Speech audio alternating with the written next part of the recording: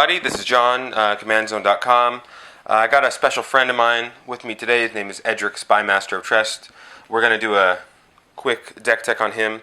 Edric is a pretty sick general. A lot of people have been asking me, they've been requesting a deck tech on Edric, so I decided to put one together real quick for you guys. Edric is a pretty good deck. The version that I run is basically an elf combo deck. Like, if you like Legacy Elves, if you play Legacy Elves, I know I do. I have my Legacy Elves deck, and I love playing that. So basically, Edric is the commander version of Legacy Elves. It's a really fun deck to play. The whole thing is just mana production and a few big guys on top. You take a bunch of extra turns, and you kick ass. That's all the deck does.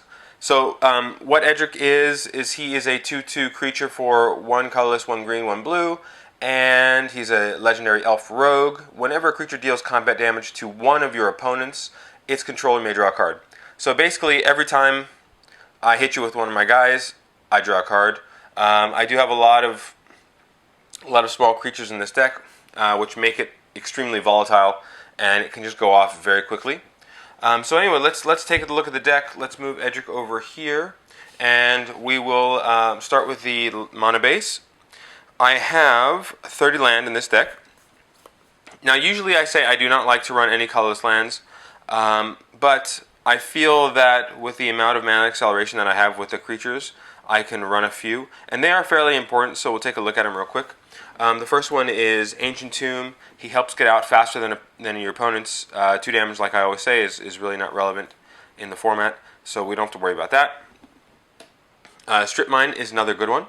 Everyone needs a Strip Mine in their deck. It's only a couple dollars. It helps out a lot against good legendary lands that you don't want to deal with. So please put a Strip Mine in your deck. It's a very welcome addition to any deck. Next is the Reliquary Tower. I do plan to draw a lot of creatures with Edric, and we do want to keep all the cards in our hand. So Reliquary Tower is going to allow us to do that. So I suggest you put that in your deck, in any kind of deck that does draw more than the usual amount of cards per turn. One more thing about Edric is he's also kind of a politician. He makes it so that your opponents do not want to attack you. And it's actually kind of neat. So I have one card in my deck. I don't know why I'm skipping towards it, but I think it's just because I mentioned this. But I have one card in my deck that does help with that political nature of Commander, and it's Forbidden Orchard. So what Forbidden Orchard does is it allows me to tap for any color, and it will also put a 1/1 colorless spirit creature token into play. For me, it doesn't mean anything, but I can say to one of my opponents, here, look, have a creature, you attack this guy, draw an extra card, have fun, don't attack me. We make friends, we make kind of a partnership, and that's kind of what Edric likes to do. He makes friends around the table. So like I said, let's get to another card here. This is an elf-based deck, so we want to have Wirewood Lodge in our deck just to, make sure we can untap our elves and produce a lot of mana. Okay, let's get to some fetches here. We'll start with Wooded Foothills, Misty Rainforest, Verdant Catacombs, Polluted Delta, Flooded Strand, and Scalding Tarn. Those are the fetches. You should put as many of them as you do have in your collection. You should put those in your deck always. They are very good, and you should just make sure you have those in your deck. One of the next lands we're going to go to are my lands that produce 2 colors, or the multiple, the lands that fix me. We'll start off with the worst one, which is Hinterland Harbor. I really, really, really do not like putting any lands that come into play tapped into my deck. Lands that come into play tapped, especially with aggressive decks, really hold you back. Sometimes because we do have 5 colorless land sources here, mana sources, and if we do have just a Hinterland Harbor, if that's the only land in our opening hand, then it comes into play tapped, and it will not allow us to bring down our Llanowar Elves or birds or whatever it is on turn 1. And with that said, there's one more land that comes into play tapped, and it's Mosswort Bridge. This deck does run a few fatties and some pretty cool combo cards, so Mosswort Bridge is pretty nice, and I think that coming into play tapped is far worth its power level in this deck. And we'll get to some cards that Mosswort Bridge works with a little bit later. But we'll continue on with the lands here. So we have Flooded Grove, Tropical Island, Breeding Pool, Command Tower, City of Brass, and lastly we have the Big Daddy Guy's Cradle. So those are the, I guess, utility lands or non-basics. Getting to the basics, we have 4 islands. There are not many blue cards in the deck, but they are important. But there are 4 islands in the deck, and there are 7 very cool alpha forests we have. There's a couple beta ones, but mostly alpha. So that's the mana base. There are 30 lands. You can put as many as you want in this deck. There could be more, could be less. I think 30 is an okay number for me. Depends on what your mulligan rules are with your friends, but we want to make sure that we have about 2 lands in our opening hand in order to cast most of the spells in our deck. With that being said, let us get to the colorless mana acceleration. So there aren't that many in this deck simply because we have so many so many creatures that do produce mana that I thought it was not really necessary to put any of the larger mana acceleration in there, like a Gilded Lotus or Thran Dynamo or anything like that. But we'll start with Soul Ring here. Start off with Soul Ring, Mana Vault, Mana Crypt, and we have a Mox Diamond. So that's the acceleration, the colorless acceleration. There's not that many, but like I said, we have a lot of creatures that do produce mana, so we should get off to the races pretty quick. So let's get rid of the mana acceleration here, and we will start with the creatures.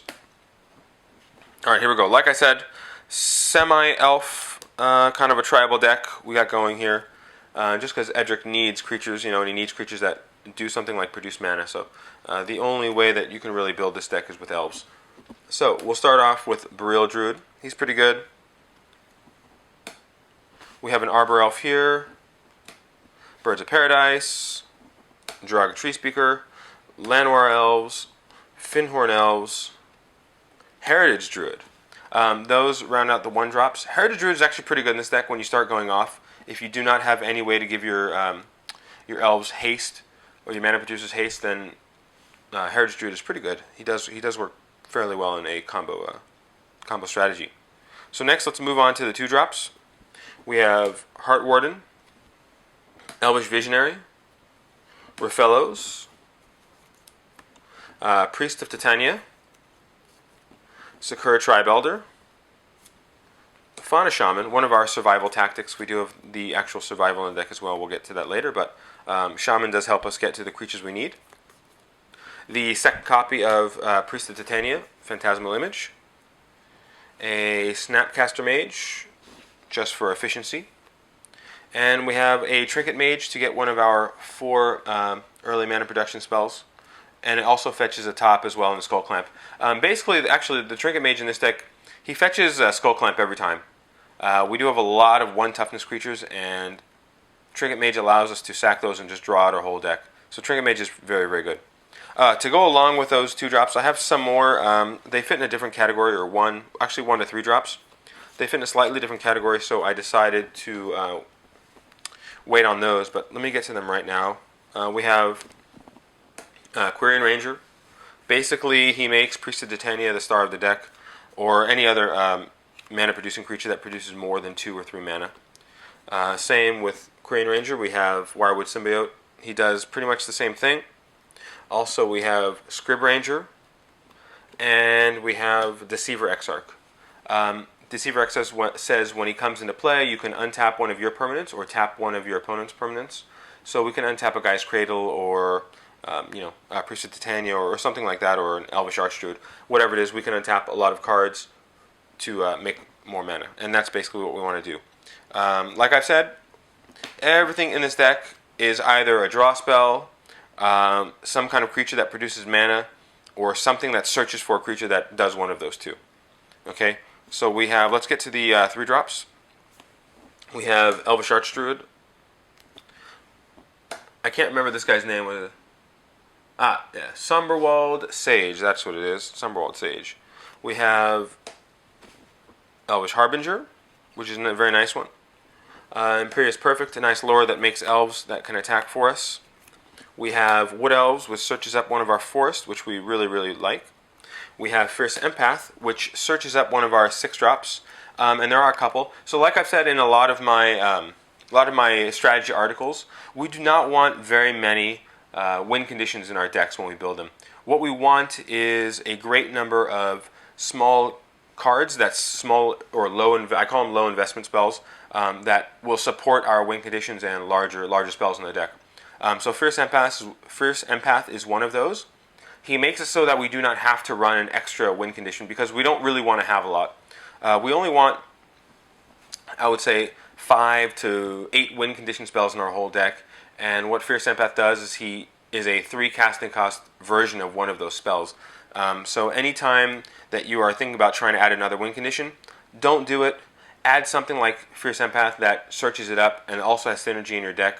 It's an elf, so it really helps me out, and it allows me to play a lower curve with also the same amount of win conditions. Okay, and after he is in play and after he searches up my win condition, he can get Skull Clamped and he can go into the bin and be even more efficient.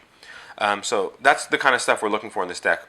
All right, here we go. We'll continue on with Eternal Witness.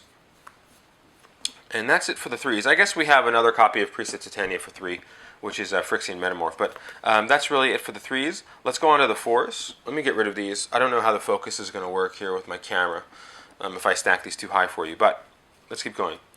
We have Wirewood Channeler, another really great mana producer. Works very well with any kind of untap effect or a Lightning Greave, something like that. A very good creature. And he fits very well in this deck. He doesn't really fit in other decks, but he fits very well in this one.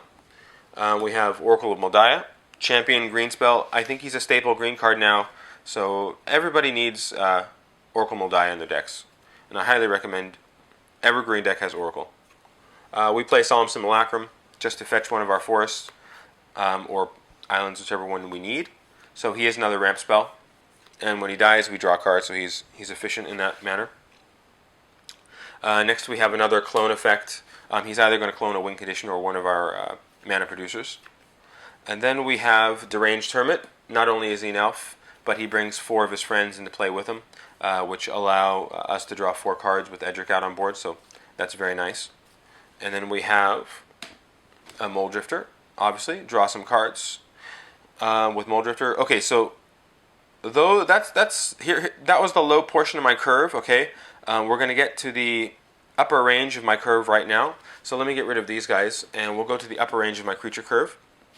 I do run Birthing Pod because I do run a curve all the way up to 8 mana, so we can successfully Birthing Pod in creatures all the way up to 8 mana. So let's start with the big old Sphinx Daddy, Consecrate Sphinx. He is a great card. We want to make sure he is in our deck. Okay. Next we have Soul of the Harvest. He is a very good creature. He says whenever a non-token creature enters the battlefield under your control, you may draw a card. He's very good. Obviously, he draws a lot of cards with us, and we like that. Okay, next we're going to get to the 7-drops. Let's start with a little tech here. I like this card. Not many people run this in EDH or Commander, and I highly suggest you do. It's very, very strong, especially in a multiplayer format. And that card is Chancellor of the Spires. Chancellor of the Spires says, if he's in your opening hand at the beginning of the game, you may reveal him. If you do, each opponent mills the top 7 cards of their library and they put it into their graveyard. Okay? Whenever he enters the battlefield, you may cast an instant or sorcery spell from one of your opponent's graveyards for free. And by the way, it does not exile the card after it is cast. It stays in the graveyard, which is a great addition to this guy. So basically, if you can figure out a way to flicker him or bounce him or whatever it is, or bring him back from the graveyard after he dies, he gets to cast that same spell over again. So the reason why we play him is because most likely one of your opponents, after maybe half of the game is finished, they're either going to have a tutor effect, some kind of big draw spell, or a Time Warp effect, which is what we want. We want to hit Time Warp effects from our opponents. But a tutor effect is fine. Some kind of removal spell is also fine if we need it. But this guy is really, really good. And if we catch the right opponent, we can really just hit a home run off him.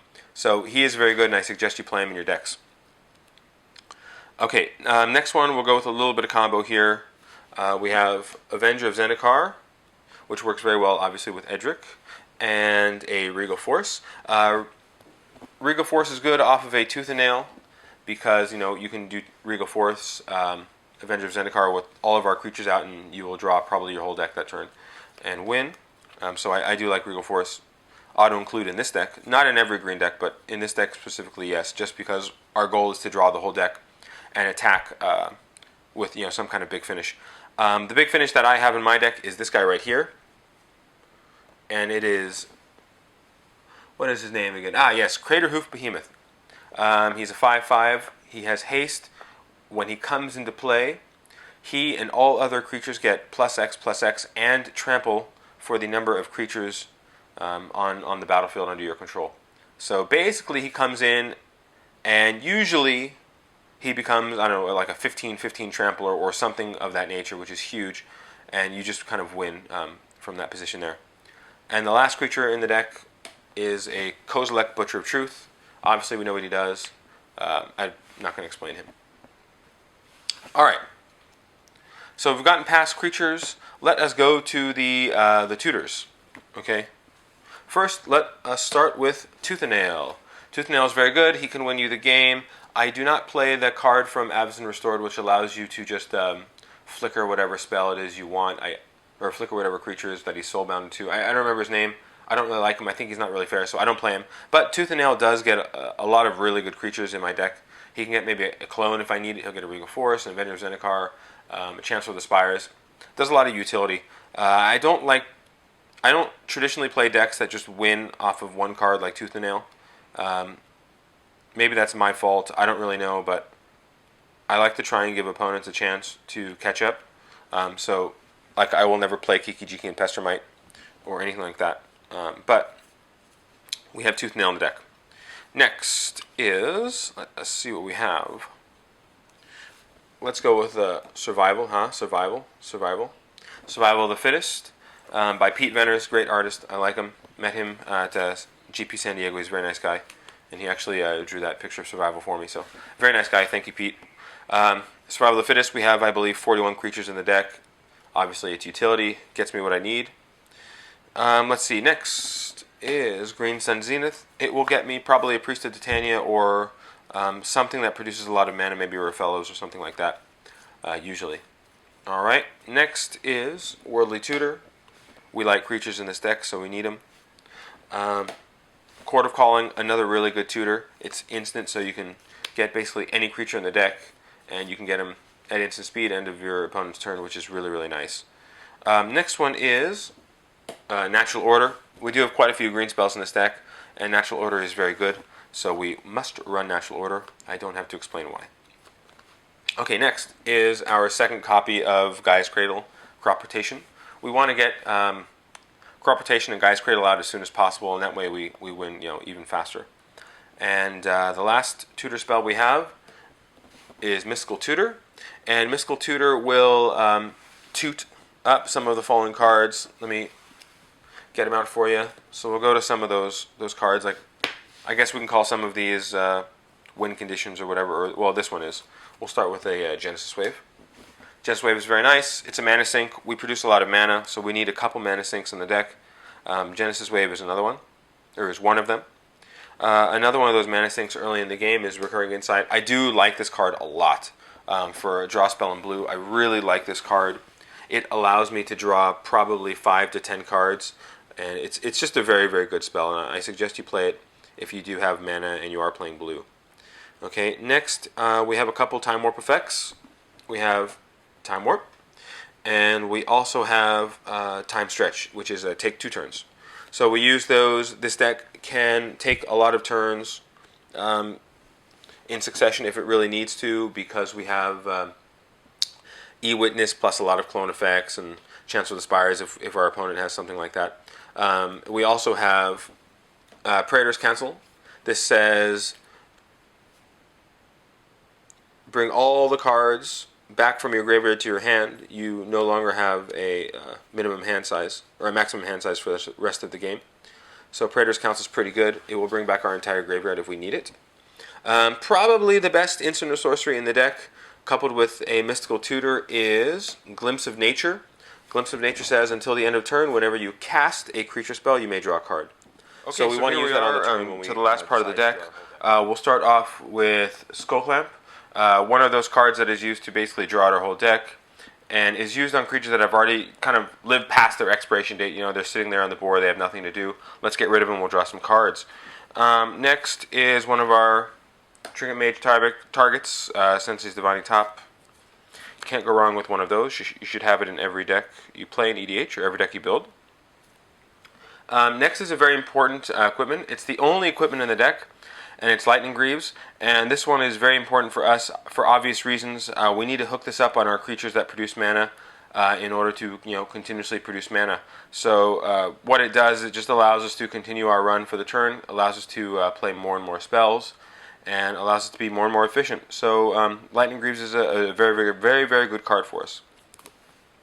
Next, like I said a little earlier, is Birthing Pod. We can move up the chain with creatures all the way up to 8 through 8.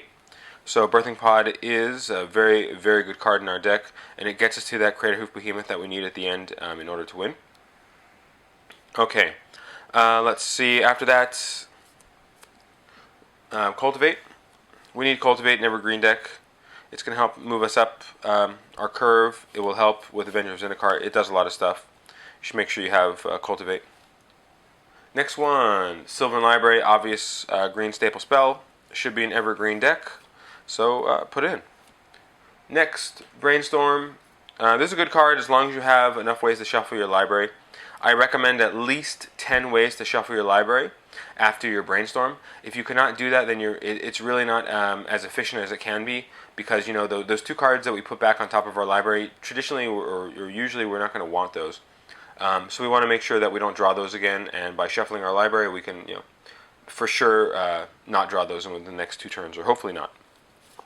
Okay, the next couple cards, like the last 3 cards, are actually unique to this deck, and I would not recommend them in many other decks besides this one.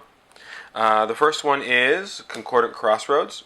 Concordant Crossroads is necessary because it gives all creatures haste, and this is very important. Now, this is a symmetrical card, okay, so remember that. You do not want to play this early in the game because it also helps your opponents. So you basically want to hold this in your hand until the game is about to finish on the turn when you think you can win. And that is the turn when you want to play Concordant Crossroads. That way you're not stuck with a behemoth or something like that and only have 2 creatures that are able to attack. So make sure Concordant Crossroads goes in this deck. Watch out for it in other decks. I don't think it is an include in a lot of green decks, but in this one it's pretty good. Next one. Allurin. This one should not be played in every green deck because you need to have enough creatures to support it. We have in this deck 27 3-drops and below, so I believe that Allurin is good enough to play in this deck, especially when you have like a Glimpse of Nature or something like that where you want to draw out your whole deck. Allurin will allow you to do that, and it will help you conserve a lot of mana. So Allurin is a good one. Lastly, we have a Noxious Revival. This card costs basically nothing. 2 life or 1 green. It's an instant, and it says put a card from your graveyard on top of your library. This will allow us to buy back a Time Warp, a Tooth and Nail, a Time Stretch, a Mystical Tutor, something like that. Just some win condition or whatever it is, maybe even like a Priest of Titania if he's killed early. This will help us continue on and kind of ramp out over our opponents and get out there a little faster. So anyway, that is Edric. You've seen the deck. What he does, again, is he just poops out as many guys as he possibly can, draws as many cards as he possibly can in 1 turn, and he tries to attack and win. He's a very political general. He makes it so that other opponents do not want to attack you. So I do suggest this general. He's a lot of fun, and he's not that difficult to build. You can build him on a budget if you'd like. A lot of the green cards that you want for the deck are commons and uncommons, so he's not that expensive. Obviously, like Natural Order and Glimpse and Guy's Cradle, those are kind of expensive cards, but I think you can make this on a budget, and it's really a lot of fun. So again, this is John from theCommandZone.com. Please check us out for more articles, videos. We're happy to have you. Thank you.